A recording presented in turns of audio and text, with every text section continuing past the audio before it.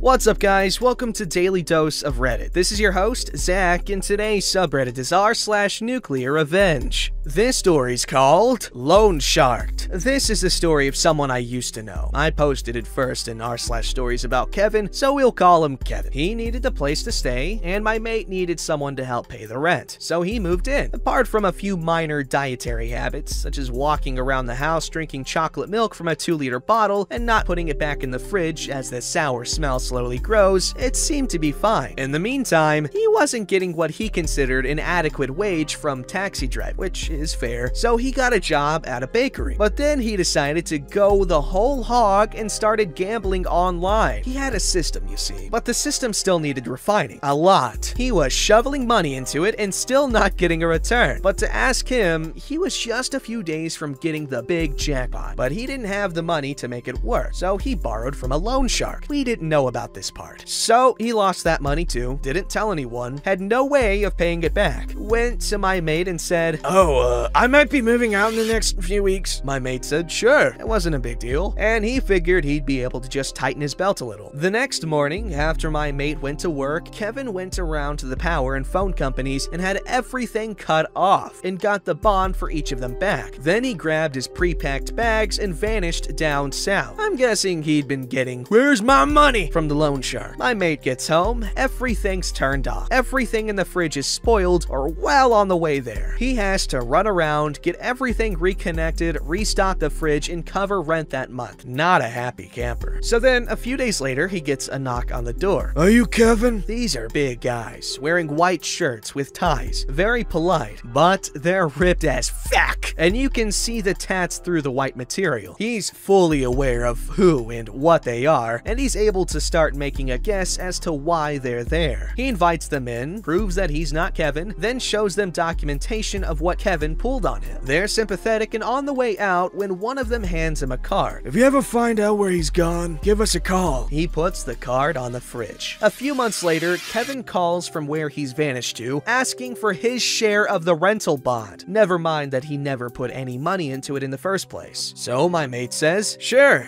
where can I mail it to?" Kevin rattles off an address. "No worries, it'll be on your doorstep before you know it." My mate hangs up, takes the card off the fridge, and makes a call. "So, you wanted to know where Kevin was?" That Christmas, he got a card from the loan shark with $500 in it. Ha! That's baller, man. Okay, I like that. Hey, loan sharks, I know people that need money. Hey, loan sharks! Woo! This story's called My 2019 Was Wild, but with everything finally on the up and up, I can finally tell this story here. After university, late 2018, I fell on rough times and was forced to move back to my hometown. I tried to transfer my job to a new branch in my area, but failed. Thus, I needed to get a new job. I settled for a 20-hour-a-week job at a Bookies with a second bartending job in the evenings. The Bookies is the target for my revenge, which was entirely accidental. Involved are the following: Janelle, my manager's manager; Shay, my manager; Jorge and Gordon, my coworkers; and Kara, a coworker at another store who is relevant later. I ended up working behind the counter as a customer service manager, basically a step up from a cashier. It's fancy when seen on a CV, but there's nothing really to it. I took bets, chatted with customers, helped people with machines, and, for the vast majority of my shift, sat around waiting for something to do. I got on well with my coworkers, or so I thought, and had no major issues. It was 20 hours a week, about £1 more than minimum wage, with a lot of overtime required of me and irregular shift patterns. Though I had no issues with the job, beyond how difficult it was to juggle the schedules of both my jobs, in February of 2019, after working for the company for 6 months, I was invited to a probation hearing. It cannot be emphasized enough that it was a probation hearing in which I would have my performance reviewed and, as informed in training, was entitled to a pay raise at the end of it. I arrived that morning to a disciplinary hearing where, without even a shred of evidence, I was accused of 11 different cash discrepancies dating back to early November of 2018, shortly after I'd started, which all amounted to £271 and 36, whatever. All but one of which I'd never heard of before. These had apparently been reported and logged by my manager, Shay, and my coworkers, despite no one saying a word to me at all. Not a whisper in the 5 months this had apparently been occurring. I was told that it was unacceptable. A call was made to HR and I was terminated on the spot and forced to hand over my keys and to never set foot in the store again. To my protests, I was told the decision could not be appealed, and I would eventually receive written confirmation of my employment's termination in the post. I didn't let myself slump around and feel sorry for myself. So, on the way home, I opened up Indeed and applied for a bunch of jobs, and before I arrived home, had an interview set up for the next week at what is my current place of work. Now, I was furious, fuming at having gone to what I thought should have been a normal probation hearing and having effectively been called a thief and banned for life from a place I'd never go to anyway. But somehow my parents were angrier and ordered me to let them know when they got into contact with me again. Almost 2 weeks later, I received an email from the company's HR which reiterated the accusations and stated again that I was terminated. My mom sat me down in her kitchen and walked me through a letter response that was 2 parts professional and 3 parts scathing, ripping into them about their unprofessional conduct, their ludicrous claims, their lack of evidence, the holes in their story, because there were quite a few, and finally, the cherry on the cake, the employment laws they'd broken. Now, I didn't want much, just a nice reference, a promise that not a whisper of these accusations would turn up when my new job asked them for a reference, because by then I'd already been offered the job. I then attached the letter to an email to fire back at their HR department. Then I added Janelle's work email, then her boss's email, and finally the holding company that owned the brand, because I wanted to make sure this was seen. A bit of background. The Bookies I worked for is a brand that is owned by an international company. Their name, behind the scenes, is slapped on everything, and they pretty much dictate everything we did. I'm not sure if holding company is the correct term, but I'll stick to that for now. Anyway, I sent this email with a 48-hour window for a response. I received a reply the next day from the same email that my demands were being met. I smirked victoriously and moved on with my life, happy to wash my hands of the entire ordeal. However, I'd set off a chain reaction that I wouldn't know about until 3 months later. 3 months on, I'd settled into my new job, a call center position with double the hours and well over double the pay. I'd gone through training and was settling into my new position when I see a new set of trainees settling in near my team. Among them was Gordon, one of my coworkers from the Bookies. I was stunned. Gordon had been at the Bookies for 6 years when I joined. He was well liked, good at his job, and a favorite of the managers. There was no way he'd been fired. Though I didn't really want to talk to him, as I was of the impression that he, Jorge, and my manager had likely set me up, I did want to know what happened. Luckily, on seeing me in the break room one shift, he sought me out and told me everything. Apparently, my email had been read by the higher-ups in the holding company and had caused a lot of scrutiny to fall onto the Bookies in our town, of which there were 3 in our area that Janelle was responsible for, 2 in my town and a 3rd in a neighboring one. Someone in HR passed a message down to the area manager, Janelle's boss, claiming they wanted things investigated and they wanted results yesterday, causing him to drop everything and descend on our little town with the panic and aggression of a man whose superiors were watching his every breath. He went to Janelle wanting to know why he hadn't been made aware previously that I was apparently stealing money, and why I had been given the keys to the shop and shifts on my own when allegations of that nature were attributed to me, and why hadn't I been put under investigation. Turns out Janelle had in fact put in my employee file that I was under investigation, but had never actually gone through with any of the official procedures for monitoring and investigating me. Shocker. Thus, she had me fired for the accused crime without looking into it at all, falsely claiming otherwise. Thus, the area manager took the dates and amounts of the cash discrepancies, confirmed that they had been reported on those days without my knowledge in Shay's own logbook of the shop's cash, and sent that information on to our security team to investigate. Another little detail is that the CCTV for every shop in the brand is outsourced to a private security company who monitors each shop remotely and has access to all the cameras and video. As was procedure, they looked into the dates mentioned to see if I'd been doing anything untoward. I know I wasn't, and nothing was ever said to me, but they did find something. Turns out money was going missing from the shop, but surprise, surprise, it wasn't me, but Jorge and Shay. They not only set me up for reasons I will never know, but were also falsifying numbers and cash checks on the system to hide it. One thing Shay was caught doing was deliberately shortchanging customers by taking portions of their winnings without them even knowing it. Bear in mind, a lot of our customers were elderly men and women. Gordon claims that he once opened opened the shop after I and Shay had closed the night before and noticed a cash difference, but had been told not to say anything to me as I was under investigation and it could compromise it. He did apologize and I let it go. Needless to say, Jorge and Shay were fired. But it doesn't end there. Our team was small. Including me, there were a total of 4 people working at the store. As they hadn't been able to hire anyone to replace me, Jorge and Shay's termination meant Gordon was the only employee at the busiest shop in our area. Even if they'd been able to get another colleague from the 2 other shops to help out, it wouldn't have been enough to keep the shop open and manage the amount of customers. So they closed the location down until they could get the staff to run it. It was at that point that Gordon handed in his resignation and applied for his job at my work, meaning they had no one. On top of that, Gordon's girlfriend worked in the same shop as Janelle, and she relayed that she was rarely at their store in the other town for the next few weeks before the area manager reported she was fired as well. No reason given to her. I was later issued an apology for everything by the area manager and informed that she, Janelle, was no longer with the company in an email sometime later. But somehow it doesn't end there. With the store I worked at closed, this one being on the high street where most people preferred to go, the only other location in town was the much smaller location in the suburbs, the one where Kara worked. Alone, she suddenly received an influx of customers into her tiny store space and absolutely no support from other staff or upper management. Thus, for her own mental health, having already been overworked and underpaid, running an entire store by herself, she quit, meaning that location had to be closed down too. All of this at the worst possible time, March, when the Cheltenham Festival was occurring, which is a huge moneymaker for the gambling industry, even in a small town like ours. An opportunity the 3 other bookies on the high street reaped the benefits instead of my old place, as the former customers went to them instead. As it currently stands, just over a year later, both shops remain closed and I'm currently entering a job in cybersecurity, the training for which I paid for with my current job. Thanks for firing me, dumbasses. You did me a favor.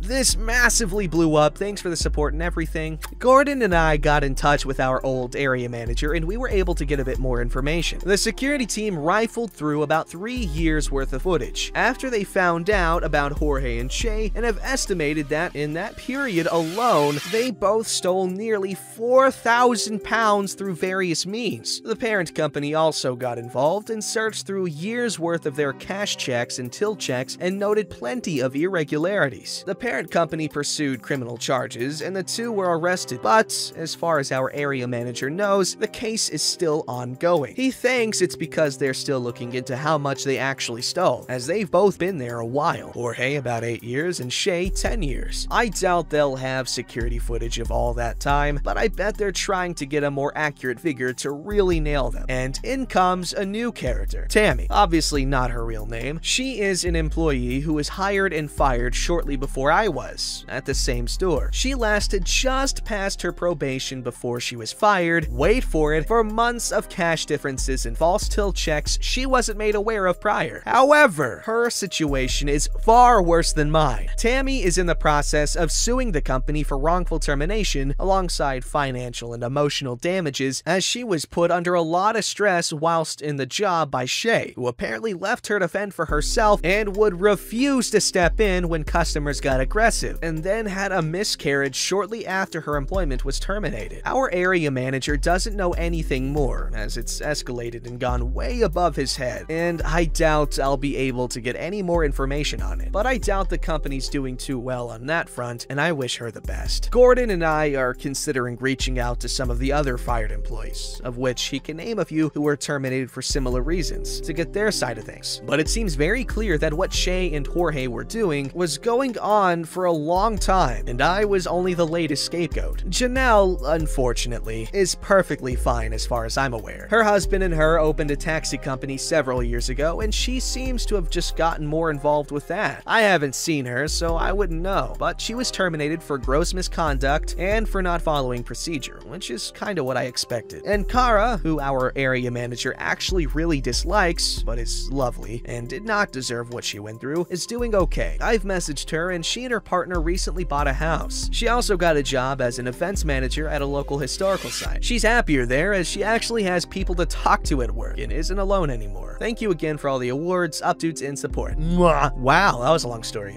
Your mom's really cool for, you know, kickstarting that for you. But moral of the story, people suck. Don't forget to like, subscribe, and hit that bell to never miss an episode.